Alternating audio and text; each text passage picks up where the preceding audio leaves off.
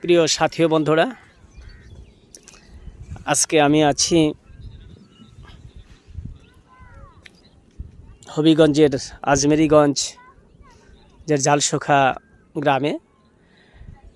আপনারা দেখতে পাচ্ছেন একজন কৃষক ভাই নদী পার হচ্ছে হেঁটে।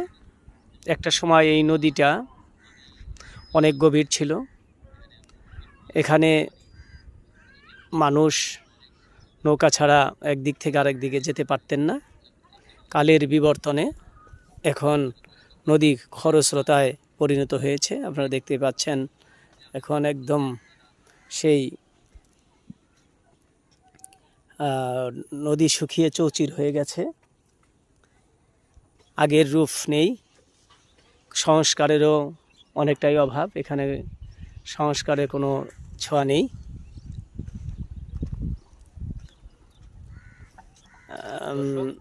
হয়তো এই নদীটা দিন দিন একদম শুকিয়ে চৌচির হয়ে গেছে। আপনারা দেখতেই পাচ্ছেন এখানে এই নদীটা ভরাট হয়ে যাওয়ার কারণে অনেক সময় বন্যার পানি বাড়িতে দ্রুত প্রবেশ করে।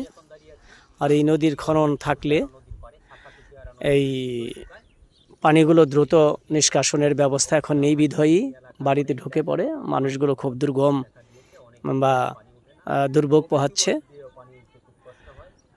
এখানকার স্থানীয় গণ্যমান্য ব্যক্তিবর্গ যেটা বলেছেন যে আমাদের এই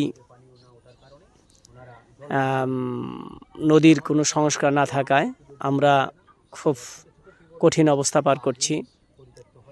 একটা সময় অনেক পানি ছিল, জেলেরাও এখানে মাছ ধরে জীবিকা নির্বাহ করত, এখন আর সেটা নেই।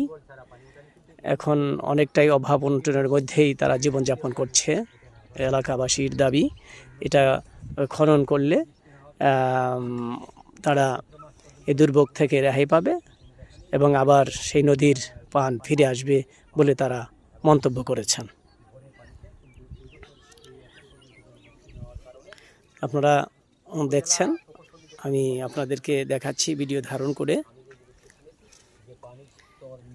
ভালো লাগলে আপনারা কমেন্ট, শেয়ার, লাইক করবেন। আসসালামু আলাইকুম ওয়া রাহমাতুল্লাহি ওয়া বারাকাতুহু।